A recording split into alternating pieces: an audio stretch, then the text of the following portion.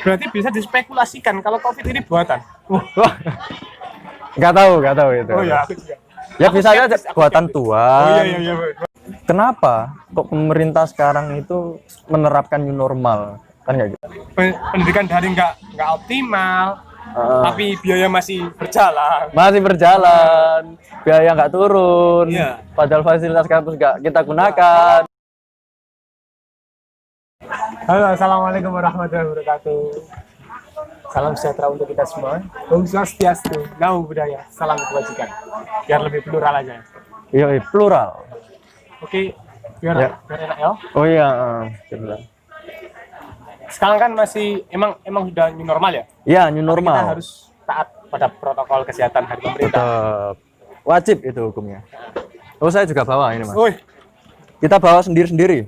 Karena ini adalah suatu starter pack. Starter pack untuk kita masing-masing. emang eranya juga new normal. Era new normal. Tapi COVID Belum tuntas. Gimana Mas Mas Arul. Mas Ya. Arul. Gimana kabarnya sekarang? Alhamdulillah baik. Ya. Sibuk apa sekarang? Yes, gini-gini aja sih Mas. Saya kan ya tidur. tapi ada apa ya, belajar tentang Apa? COVID ini juga kan ya. Ada juga. Banyak hikmah di balik peristiwa ini. Tadi ini kan juga kita dari Perpus Jalan kan sempat menengok bagaimana sih kondisi buku-buku kita yang kita 3 taruh, bulan, iya 3 bulan kita kita letakkan di Taman Baca Alun-Alun itu, nggak kita sentuh, kita nggak sentuh, kita nggak sentuh. Ternyata banyak raya. Tapi emang kayak gitu ya. Iya, Soalnya iya. kita kan minim aktivitas pada saat COVID ini Ya, menerjang. bener. Tapi ngomong soal kanal Mas ya, Ya. bagaimana sih kabar kanal hari ini? Kabar kanal hari ini alhamdulillahnya Alhamdulillah, baik-baik. aku tanya baik-baik. Sangat Oke. baik-baik sekali. Dan insya Allah bulan 7 nanti kita sudah mulai melapak dengan Bulan 7. iya di era new normal. Di era Kita new normal. melapak dengan kondisi new normal yang sesuai protokol. Sesuai protokol. Pasti ini teman-teman di rumah juga udah kangen banget ya kan, lapaan di alun-alun bareng-bareng ya kan? Ya kan Mas ya? Pastilah. Pasti sumpah. Jadi- aku pun kangen banget. Kangen banget kan? Kangen banget. Bagaimana situasinya di sana juga. Kondisi- Maka dinantikan tanggalnya Tanggalnya nggak nggak tahu pokoknya bulan Kita 7 ya. prepare dulu protokol kesehatan, kalau sudah matang kita siapannya, kita share kok di media sosial kanal. Oke. Bulan 7. Bulan 7. Pasti bulan 7 kita lapangan kok. Balik lagi opo iki Covid. Semakin lama semakin nggak karu-karuan kayaknya Covid. Nggak tuntas-tuntas. Gimana ya? Kita Apa? ya, aku melihat COVID itu emang penyakit yang kita setuju bersama, itu penyakit yang berbahaya. Oke gak sih? Tapi mau gimana lagi, COVID ini kayak hantu ya, nggak kelihatan. Nggak kelihatan, goib. Tapi berbahaya cuy. Tapi berbahaya. Tapi kan gini, setauku Mas ya, Mas Tepes, gak usah Mas ya, yo, kayak lagi kenal Lepes gitu. Saya ngerti ku Pes, setauku ya. Covid ini kan mulai beredar itu akhir Desember 2019 ya kan, akhir Desember di Wuhan, terus merambah ke beberapa negara-negara, ya kan. Terus pada akhirnya masuk ke Indonesia. Ya, negara kita ini. Nah itu gimana sih? Kenapa? Bahaya gak sih COVID itu? Kalau menurutku ya, Heeh. penyakit COVID sendiri ini cukup berbahaya. Cukup berbahaya. Karena apa? Karena penularan COVID ini Heeh? itu melemahkan esensi manusia sebagai makhluk sosial. Apa itu? Esensi manusia sebagai makhluk sosial. Iya, cuy. Gimana? Kan, Apa hubungannya? manusia kan makhluk sosial. Heeh. Hakikat dari makhluk sosial kan bersosialisasi. Bersosialisasi. Nah, dia itu menggunting. Menggunting. itu, cuy, COVID itu. Kita nggak boleh Oke. Jangan. Bukan mukrim kayak semua orang. Tapi sebenarnya kalau menurutku itu bukan salah COVID-nya gitu. Lantas salah siapa? Ya bukan salah siapa sih, cuman itu adalah suatu langkah yang akhirnya langkah dari pemerintah yang akhirnya itu memangkas interaksi itu semua karena semuanya pada panik gitu loh, ya kan? Lantas bagaimana kita memperspektifkan COVID ini biar nggak terlalu bahaya. Emang bahaya, tapi nggak usah panik. Panik. Gini, kalau entah ya, aku sempat baca-baca juga gitu. Bahayanya ini ke pernafasan yang diserang pernafasan sana. Kayaknya. Pernafasan, sesak dan lain-lain sebagainya gitu. Makanya situ juga orang-orang semuanya takut karena suatu virus yang baru, belum ada obatnya, ya kan? Terus vaksin juga belum ada gitu. Vaksin, Akhirnya semua orang takut ya. Lah, kalau seperti itu, yang berbahaya dari COVID itu ternyata bukan sekedar penyakitnya, tapi dampak yang ditimbulkannya. Bayangin kita diputuskan bersosialisasinya, otomatis terhenti, kita bekerja terhenti, benar, terhenti, pariwisata juga terhenti, semuanya terhenti, ya kan, pendidikan ya kan terhambat. Makanya ini kan di awal-awal corona ini masuk ke Indonesia kan ini cukup ada polemik gitu. Nah, apa?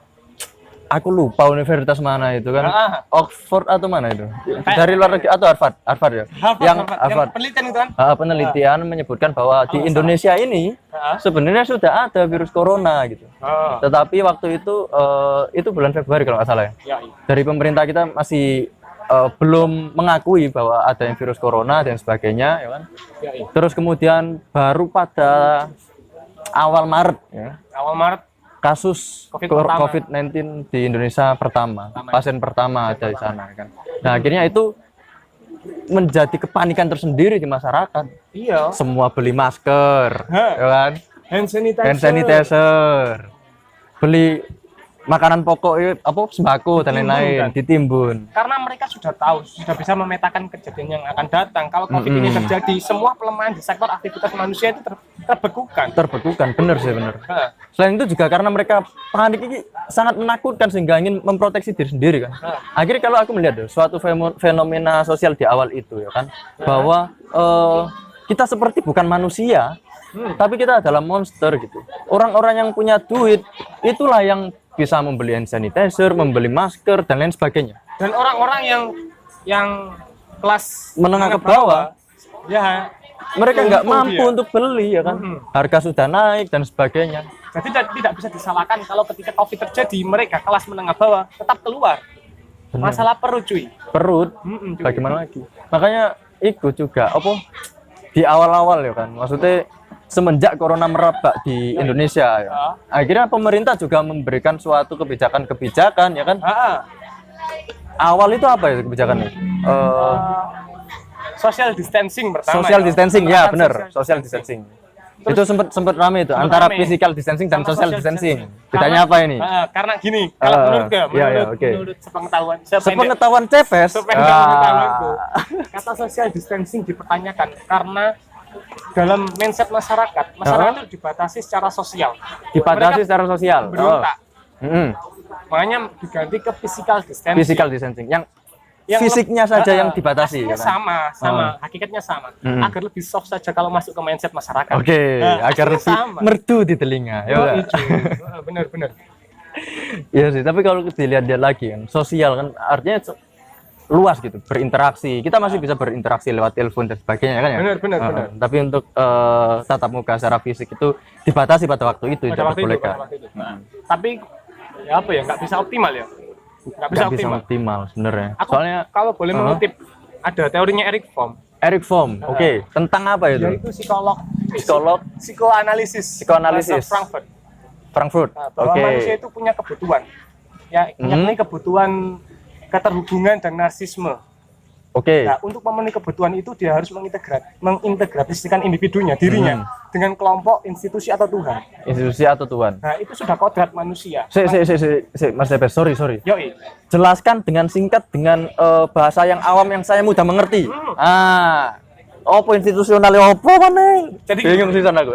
Sorry ya. Manca akademis ya. Iya, Cepes sang akademis. Lanjut. Jadi kayak gini ya, katanya Eric Fromm, manusia itu punya kebutuhan narsisme. Diakui.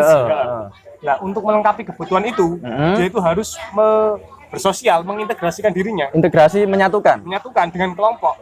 Entah itu dengan orang lain nongkrong kayak gini. Masuk ke lembaga sekolah. Agar mendapatkan eksistensi, agar diakui oleh orang lain. Makanya dengan adanya COVID ini ketidakmungkinan keniscayaan aslinya. Apanya manusia itu bisa melakukan physical distancing atau diam di rumah saja. Benar. Itu katanya Eric Fromm. Tapi sebenarnya gini juga, karena kita nggak bisa untuk berinteraksi secara langsung ya kan, secara tatap muka. Pada akhirnya kita mencoba interaksi melalui berbagai macam cara ya kan. Akhirnya perkuliahan waktu itu ya, perkuliahan sudah merambah kepada daring juga kan. Konser musik daring online, konser online macam-macam. Nah, untuk waktu itu yang awalnya kita menerapkan suatu physical distancing, pemerintah pada akhirnya mengeluarkan keputusan untuk adanya PSBB, ya kan ya? PSBB. Apa ya PSBB? Pembatasan sosial berskala besar. Berskala besar. Akhirnya semua ini dibatasi dan kerumunan tidak diperbolehkan dan lain-lain. Benar banget. Akhirnya semua dilakukan secara online gitu. Ya, Pak, sih? Bahkan rapat lewat online. Kalau gini lantas apa bedanya PSBB dengan physical distancing biasa? Kan sama-sama kita membatasi. Kalau menurutku sebenarnya gini, PSBB itu juga physical distancing. Cuman PSBB ini adalah bahasa yang diberikan oleh pemerintah melalui kebijakannya kayak gitu. Kebijakan PSBB, prinsipnya ya physical distancing. Cuman ini diatur aturannya biar lebih jelas gitu. Kayak ngono. Emang kayak gitu. Kalau social distancing itu kebijakan untuk per individunya ya. Iya, itu suatu konsep doang kayak. Kalau PSBB untuk wilayahnya ya. Bener. Soal aturannya. Kan nggak semua wilayah ya menerapkan PSBB. Bener. Emang ada wilayah tertentu. Setauku adalah wilayah-wilayah yang itu masyarakatnya itu mobilisasinya tinggi, tingkat mobilitasnya tinggi ya kan. Seperti Surabaya, ya kan, DKI Jakarta. Ya Gresik, Sidoarjo itu cukup tinggi juga ya kan. Mobilitasnya. Kawasan industri juga kan di sana soalnya. Nah, untuk Lamongan sendiri ya menerapkan PSBB nggak sih? Kayaknya enggak ya. Ya, tapi apa ya, masyarakatnya lebih teratur juga sih kalau Lamongan ini. Munculnya PSBB pada akhirnya berimpact atau berpengaruh kepada seluruh wilayah Indonesia. Gang-gang rumah satu pintu semua, di portal satu pintu. Di depan rumah semuanya ada ini tempat cuci tangan dan lain-lain. Benar. Akhirnya semuanya berdampak. Jadi sebenarnya kalau aku melihat sebenarnya COVID ini itu ya emang adalah suatu penyakit gitu, suatu virus, tetapi juga ada sisi positif yang bisa kita ambil dari adanya COVID. Apa sisi positifnya? Satu, kita lebih aware atau lebih memperhatikan kesehatan ya kan. Kemana-mana pakai masker, hand sanitizer. Biasanya kalau mau makan, gak usah WC ya kan, gak usah cuci tangan, mangan ae. Itu kan kamu banget ya? Iya. Kamu banget, aku tahu. Mulu wis ngene ae ngono kan. Oke. Saiki cuci tangan dulu dan lain-lain. Kan kayak gitu. Mungkin seperti itu ya. Bagaimana cara memandang COVID biar tidak panik ya? Kita harus apa ya? Ada sisi positifnya, hikmahnya. Oke. Udara ya kan, lagi lebih fresh. Benar. Banyak sebenarnya juga ya kan. Dan satu lagi dikit. Satu lagi. Sekarang kan eranya revolusi industri 4.0 ya kan? Apa lagi? Waduh.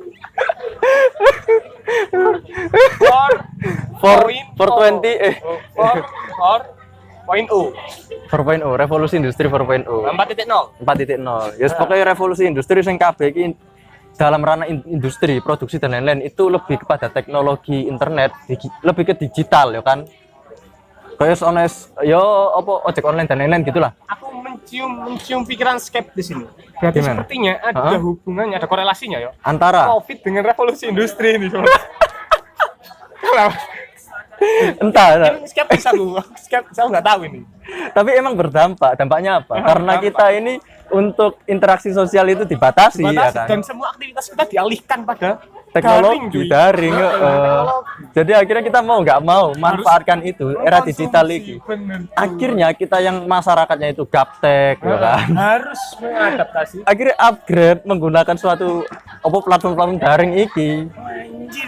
Belanja online ya tambah rame ya kan. Rapat dia pakai ngono ku cangkruk online, konser online. Berarti bisa dispekulasikan kalau COVID ini buatan. Nggak tahu itu. Oh ya. Ya bisa aja buatan Tuhan. Iya. Buatan. Benar banget. Kembali ke PSBB. Kembali ya, PSBB. Lantas gimana? PSBB kan membatasi perekonomian masyarakat ya? Iya, oke. Implikasinya akhirnya ke situ. Dan PSBB ini kebijakan dari pemerintah. Nah, otomatis ketika pemerintah memberlakukan PSBB, dia sudah menjamin ekonomi masyarakatnya. Nah, kalau menurut CPSI apa, Mas? Menurut CPSI apa? Ada logikanya seperti itu. Ketika pemerintah berani melaksanakan PSBB, dia juga berani untuk mengatasi perekonomian masyarakatnya. Iya sih. Ini pasti sudah terpikirkan juga oleh pemerintah kan. Tapi gimana realitanya kalau di Surabaya? Jadi kebetulan pada waktu itu ya kan, saya itu baru pulang ke Lamongan Ngeles aja gak bencak. Gak. Baru pulang ke Lamongan itu apa ya? Bulan apa? April, pertengahan April kayaknya. Jadi sempat merasakan bagaimana awal-awal di sana gitu. Kok durung PSBB sih? Belum ya? Gak paham aku. Terus pokoknya gini. Ketika PSBB kan, akhirnya semua orang yang nggak boleh untuk berinteraksi di luar rumah secara tak langsung juga ya kan. Jualan susah. PKL boleh tapi ya kan. Boleh tapi diperketat ya. Waktu itu seperti gitu. Boleh diperketat. Ya pokoknya nasi goreng itu nggak boleh makan di tempat, harus dibungkus. Itu waktu PSBB atau sudah new normal? Kayaknya PSBB seperti itu juga. PSBB. Ya kayak gitu juga. Akhirnya perekonomian kan mandek gitu. Orang-orang yang pada awalnya katakan berangkat ke kampus, sarapan di kantin. Ya Kampus kan libur karena corona. Bener, nah ini akhirnya ibu-ibu kantin juga bingung ini. Terus realistisnya mereka dapat bantuan apa enggak? Nah, ada jaminan apa enggak? Setahu saya ya kan bantuan ini itu ada sebenarnya kan. Ada dari pemerintah sendiri ada bantuan. Aku kurang mendalami, cuman dana BLT itu masuk ke orang-orang yang terdampak COVID. Terus juga dana desa, entah sudah dilaksanakan atau baru wacana dana desa ini? Sudah ya. Dana desa juga diberikan untuk membantu orang-orang terdampak COVID juga. Dan juga berbagai macam bantuan-bantuan dari pihak swasta. Pihak swasta adalah masyarakat sendiri, kolektif, ya kan, katakan mahasiswa, macam-macam. Swadaya kayak gitu. Ada sih bantuan. Bantuan hand sanitizer, sembako segitu. Ya teman-teman kanal kemarin sempat bagi-bagi hand sanitizer enggak sih? Teman-teman kanal juga ya kan. Ya salah satunya seperti kanal itulah. Iya, soalnya kanal itu apa ya? Merasa tanggung jawab sosial kita melakukan hal semacam itu. Kita adalah bagian dari masyarakat. Kita bagian dari masyarakat. Masyarakat susah, kita susah. Masyarakat terluka, kita terluka. Kita terluka. Iya. Tapi tanggung jawab dari pemerintah untuk memberikan BLT itu kan ya. Ternyata tidak cukup untuk memenuhi kebutuhan masyarakat. Pastinya Mas. Lantas berdampak pada masyarakat yang bebal. Soalnya mereka merasa kurang. Bener itu. Ya, berarti nggak bisa disalahkan dong kalau masyarakat bebal. Dampak dari PSBB di sektor perekonomian macam-macam. Orang-orang WFH semua, work from home, ya kan? Banyak yang di PHK juga, ya kan? Untuk itu sektor pekerjanya gitu. Sektor pekerjanya. Dari perspektif pekerja. Dari perspektif pebisnisnya, ya kan? Omset pasti menurun. Orang-orang yang biasanya ini beli-beli di luar toko dan sebagainya, semuanya tutup, toko-toko mal tutup dan sebagainya. Akhirnya produksi turun. Seperti kemarin itu, ayam-ayam dari luar negeri itu loh. Ayam kampus? Bukan. Ayam dari luar negeri. Ayam luar negeri. Oke. Ayam luar negeri. Yang crispy. Ya, yang crispy. I know. itu kan juga penurunan omsetnya. Oh iya, sempat kemarin ya salah satu perusahaan swasta ayam di Sarina Jakarta tutup. Itu tutup karena mau dibangun sih Sarinanya. Iya, karena mau dibangun sih itu. Di-upgrade. Nah, akhirnya kan semua berdampak ke bisnis, pekerja ya kan.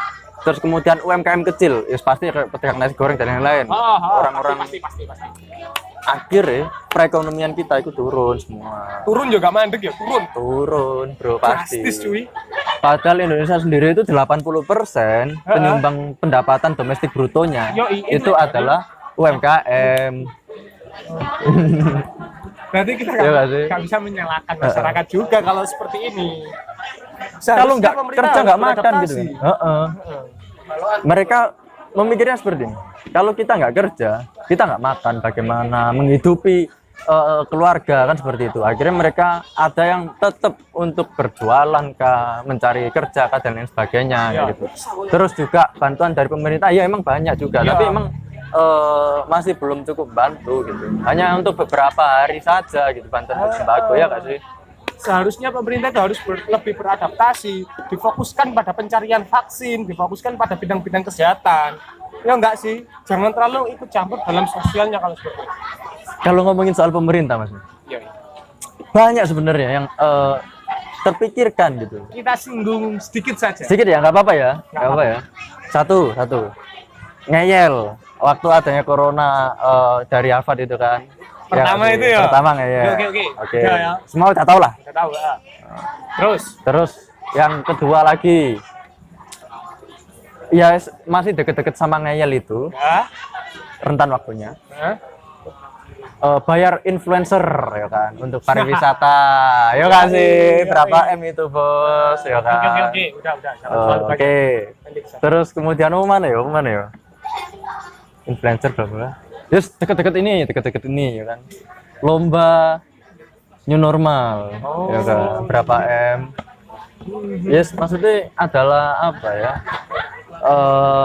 Banyak masyarakat yang merasa bahwa semestinya hal-hal yang dilakukan itu tidak perlu gitu, karena bisa digunakan atau dialihkan untuk hal lain, yuk kan? Lain, bener banget. Yang Bisa difokuskan, membantu penanganan COVID. Gitu. Nah terus katakan, itu kan tadi kita di PSBB. Gitu. Setelah PSBB ini kan pemerintah pada akhirnya menerapkan kebijakan baru. Yang Yaitu bernama The New Normal. New normal. Era normal yang baru, kenormalan yang baru. Nah, sebenarnya apa sih mas? Ya, New gini. normal. Tapi sebelum kita masuk ke new normal ya, Heeh. kebijakan PSBB itu tuh kira-kira berhasil apa enggak menurut sudut pandang Mas Harul? Mas Tepes dulu sih, ayo. Anjing. Pes Tony ini mau uncal-uncal Oh, gini ya, lah. orang menusuk kamu ya. Ayo, Menurutku belum optimal. belum optimal. Belum optimal. Belum optimal. Kenapa? Yang pertama ya, masyarakat masih resah. Masyarakat masih Tidak resah. bisa mengkondusifkan keadaan masyarakat. Itu sudah menjadi indikator bahwa pemerintah itu masih belum bisa menenteramkan masyarakat ya. Resah ya apa? Resah bi masyarakat ini. Dengan kondisi PSBB mereka masih Ya opo ini bisa panik dengan COVID gitu, masih ada gunjang-gunjing di dalam. Oke, terus masyarakat resah. Kemudian Apa mana ya? Satu-satu ya, Ya, satu-satu. oke. Jangan lo, Satu-satu. Enggak, ya. Ya. Oke. Satu-satu sih, monggo Cak ya. Yuk. Satu-satu ya. Satu-satu. Kopi susu, kopi hitam. Kopi itu. Satu. Nah, kalau menurutku sendiri ya kan, PSBB yang benar-benar nggak optimal ya kan penerapannya. Pembatasan untuk kerumunan pertama, ya. Kedua adalah untuk mobilitas keluar kota. Banyak orang-orang yang dari wilayah-wilayah zona merah katakan Surabaya lah, itu keluar dari Surabaya padahal itu ada PSBB, tidak boleh ada melintasi kota atau keluar kota ketika nggak ada suratnya kan seperti itu. Tapi itu banyak masih. Bahkan juga waktu mendekati Lebaran kemarin ada teman saya itu, orangnya rumahnya dekat Waduk Gondang sana. Dia itu sempat cerita di desanya itu Hamin 3 Lebaran setiap malamnya itu selalu datang orang-orang mudik dari Surabaya.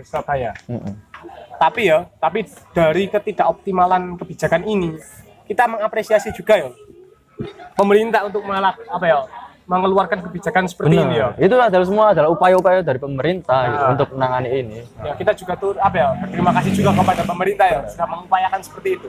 Ini ruwet segala sektor. Ya. Dari sana paling atas ini bilang ruwet, di bawah juga ruwet. Bingung semua ya. Nggak bisa menyalahkan belah pihak kalau seperti ini ya. Kita introspeksi diri lagi. Saling untuk mengingatkan lah. Iya. Terus untuk new normal sendiri, apa? Kalau menurut Mas Arul ini, new normal. Tadi aku tanya ke Mas Tepes. Tadi sudah ke PSBB, sekarang ganti ya. Oke. New normal itu seperti apa? New normal sebenarnya kan kayak gini. Kalau setauku itu sebenarnya diadaptasi dari WHO, konsepnya WHO. Bukan gitu. lagunya efek rumah kaca. Tapi keren efek rumah kaca Ya itu. udah WHO. Gimana eksepsinya? WHO ya. Jadi menurut WHO kayak gini.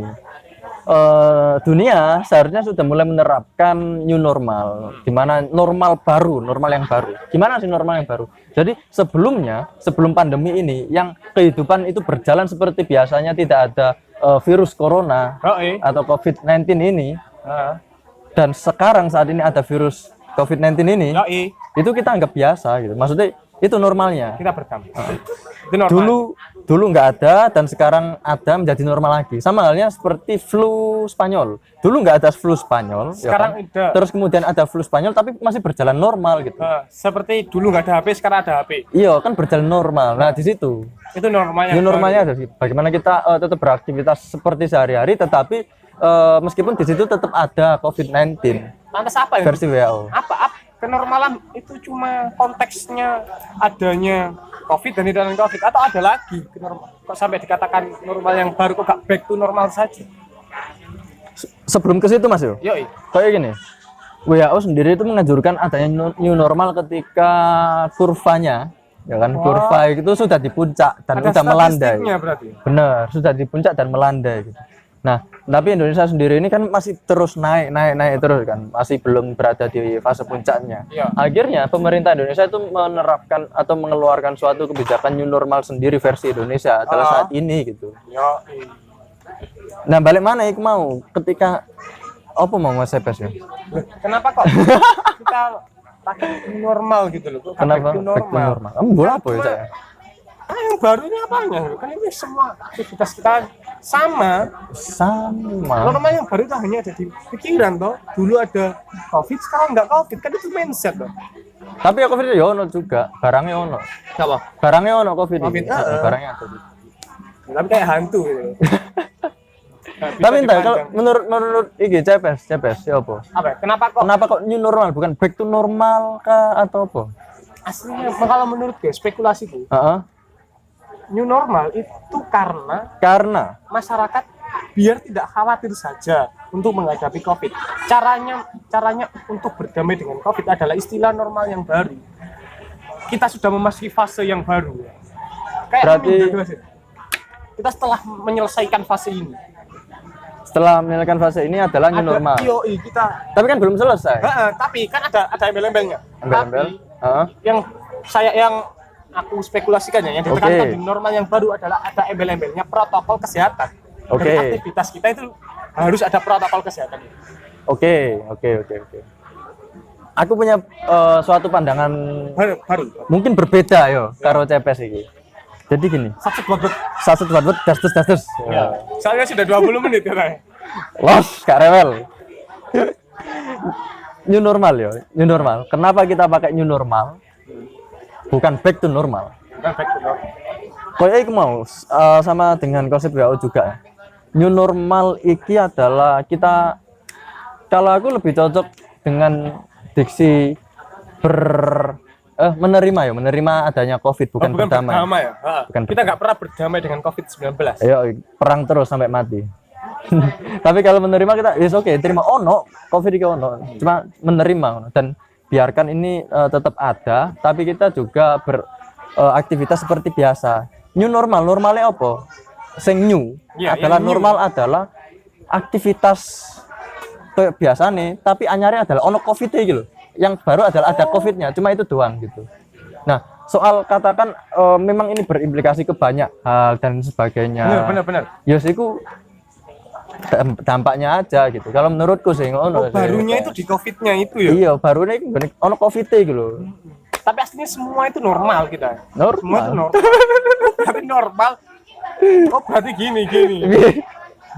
Si COVID itu digantikan dengan baru, dengan kata baru ya. Lu rokok ente. Oh iya. Ya iki lah. Itu ono rokok. Jaluk cak yo. Habis juga. Ada satu. Nah, iyalah, baru ini adalah COVID ini. COVID ini penyakit baru. Makanya ditambah dengan protokol kesehatan. Ya kasih. Kegiatan semua ya wes. Kayak mbiyen cuma kayak ono protokol kesehatan ya, ada protokol kesehatan gitu. Iya. Aku setuju. Iya kasih. Kan ketika seperti itu kan sama kan ya. Nanti masyarakat itu harus ditenangkan dengan istilah new normal ini. Kan tujuan new normalnya menenangkan masyarakat.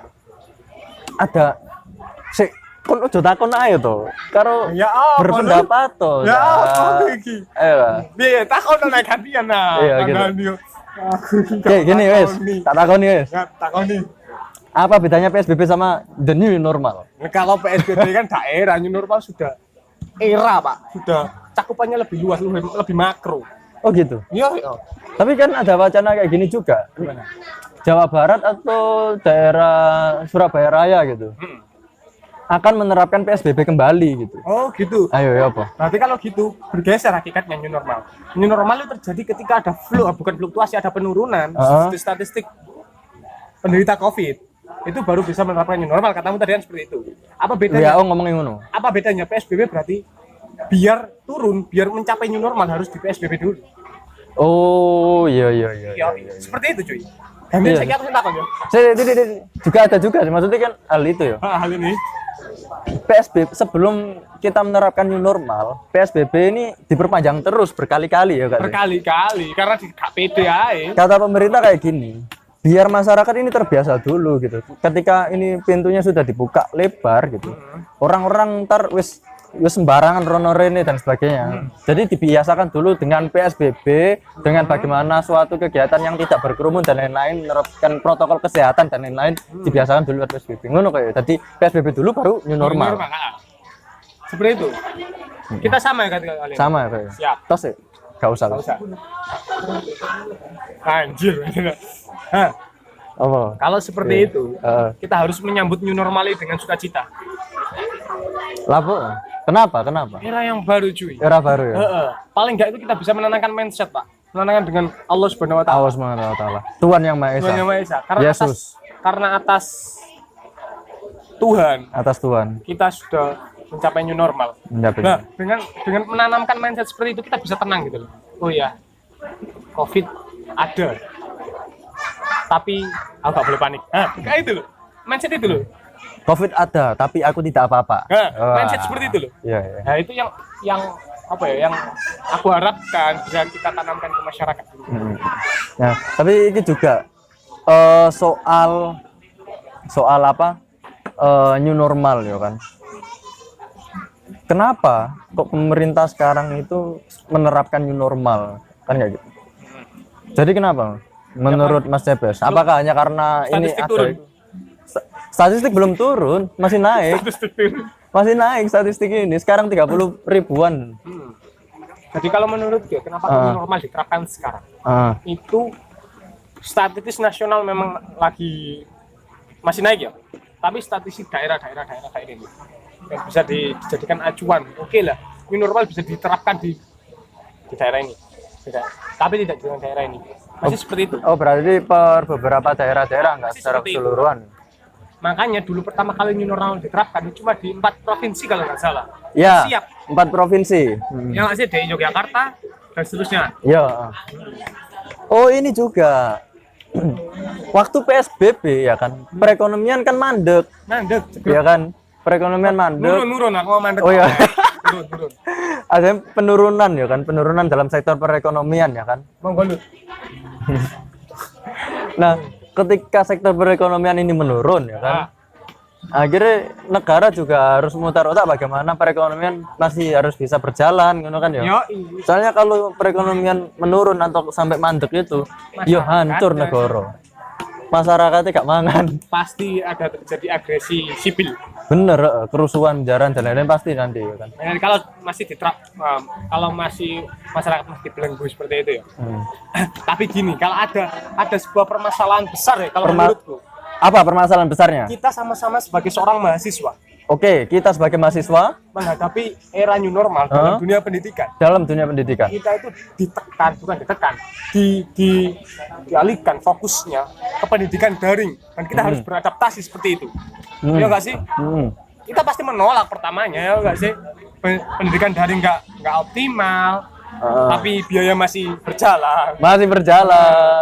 Biaya nggak turun. Iya. Padahal fasilitas kampus nggak kita gunakan. Menurut Arul, ya, kalau menurut Arul, konsep pendidikan seperti apa yang bisa optimal dilaksanakan pada saat normal seperti ini. Oke. Jadi saat ini kan Kemendikbud mengeluarkan suatu kebijakan terbaru ya kan, yang sebelumnya semua proses pembelajaran ini dilaksanakan secara daring atau online. Saat ini bisa dilaksanakan secara online dan offline gitu. Jadi soalnya kan gini, dalam katakan perkuliahan, konteksnya perkuliahan, ada beberapa pembelajaran yang kita lakukan itu harus terjun ke lapangan. Contohnya praktikum ya kan. di laboratorium Sosiologi, macam-macam ke masyarakat ya kan. Iya nggak sih? Labnya sosiologi kan masyarakat. Iya, seluruh Iya, dunia. seluruh dunia. Labnya sosial kan kayak gitu. Nah akhirnya saat ini kayak di new normal adalah dua penerapan, online dan offline itu. Bentar, aku tak ngerokok dulu ya. Oh iya, enak no Cak. Amin. Gak bisa berpikir lur kalau kayak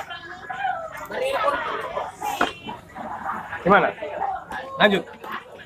Nah, terus pembelajaran seperti apa gitu kan ya? Pembelajaran sebenarnya kayak gini. Permasalahannya dari perkuliahan daring adalah selain beberapa dosen itu tidak bisa beradaptasi ya kan, sehingga hanya memberikan tugas-tugas tanpa menjelaskan materi. Terus kemudian beberapa kendala teknis, katakan di pelosok pedalaman yang gak ono sinyal sampai nanggone pinggir jurang dan lain-lain dan sebagainya. Kan itu susah sih. Akhirnya itu adalah kendala-kendala dari proses pembelajaran secara daring ini gitu. Makanya sebenarnya kayak gini. Sebenarnya itu ada solusinya gitu. Solusinya adalah dengan direkam gitu. Proses pembelajarannya yang katakan lewat platform ini, pertemuan online gitu kan ya. Itu direkam saja terus kemudian diberikan kepada mahasiswa. Mahasiswa yang telat, katakan jaringannya terputus dan lain sebagainya, tidak akan ketinggalan satu. Tetapi tetap yang namanya proses pembelajaran secara offline itu nggak bisa tergantikan. Interaksinya dan sebagainya, auranya bertemu sama teman-teman akhirnya semangat belajar dan lain-lain. Nah, itu. Aku boleh mengutip konsep pendidikan ya. Konsepnya siapa ini? Konsepnya Ivan Illich. Ivan Illich. Ivan Illich. Apal ya? Gimana? Si Ivan ini ngomong apa? Moco aku tas. Ngomong apa Ivan ini? Jadi Ivan Illich ini udah pernah meramalkan hal ini terjadi ya. Ivan Illich itu membawa konsep pendidikan. Pendidikan ya bukan sekolah. Oke, pendidikan. Pendidikan dengan konsep opportunity web. Opportunity web. Gimana itu? Jadi konsep opportunity web itu siswa atau kita yang mencari ilmu. Kita yang mencari ilmu itu harus berdikari.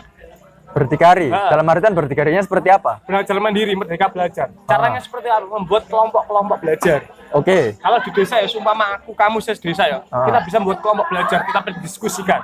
Contohnya kayak kanal ini, ya kan? Kanal ini kelompok belajar itu. Konsepnya itu Ivan Illich banget. Bener. Pendidikan kritis banget. Jadi katakan orang-orang yang belajar di berbagai macam sektor ya kan. Kita bisa arsitek, opo kayak sosiologi. Kita bisa sharing, belajar bareng. Kanal ini secara tidak langsung mengkampanyekan non komersialisasi pendidikan, cuy. Oke, top. Jadi ikut kanal. Seperti itu. Emang, aku merasakan benefit yang sangat banyak loh ketika aku masuk kanal. Perspektifnya wake akhirnya. Perspektifnya banyak. Macam-macam kalian. Working class ada juga. bener banget. Working class. Oh iya, mainan juga ada. Nah itu kalau Ivan Illich seperti Ivan itu Illich. caranya. Ivan apa Ivan? Ivan Illich. Ya, ditambah. Lagi. Oke, kita harus membuat kelompok belajar. Tapi harus kita upgrade. Kalau di desa itu tidak punya teman untuk dijadikan kelompok belajar, kita bisa pakai grup di daring. Grup di daring. Kita diskusikan. Nah, Ivan Illich sudah membicarakan hal semacam itu. Teknologi itu harus dikawinkan dengan pendidikan. Karena ya aku mau ya kan, kembali lagi era 4.0 sekarang ya kan, semua ini sudah mulai ke digital juga ya kan ya. Benar. Kalau Mas Cepe sendiri untuk pendidikan di tengah COVID, tengah new normal sekarang kan udah new normal. Ya gimana? Pendidikannya yang pasti mengalami penurunan dan ketidakoptimalan ya, pasti. Karena aku setuju pendidikan offline tatap muka itu tidak bisa tergantikan oleh apapun. Benar. Transfer of knowledge, transfer ilmu itu bisa terjadi ketika kita sudah bersentuhan, kita sudah bisa sharing. Benar. Iya nggak sih? Nah jadinya secara tidak langsung era new normal yang mengharuskan kita daring itu membuat pendidikan menurun. Apa solusinya? Solusinya adalah ya aku sama kayak Ivan Illich tadi, harus membuat kelompok belajar. Mau nggak mau kita juga harus ada effort gitu. Mau nggak mau kita harus ada effort. Iya. Gimana kalau kita gini? Kita bisa membicarakan pendidikan lebih tajam, lebih dalam. Di obrolan kita selanjutnya, cuy. Kita bisa mengangkat pendidikan. Pokoknya semua sektor yang terdampak oleh COVID ini. di tengah new normal ini juga siapa tahu nanti kita bisa kedatangan orang yang lebih ahli katakan gitu. Oke, berarti kita nantikan di podcast selanjutnya aja part 2.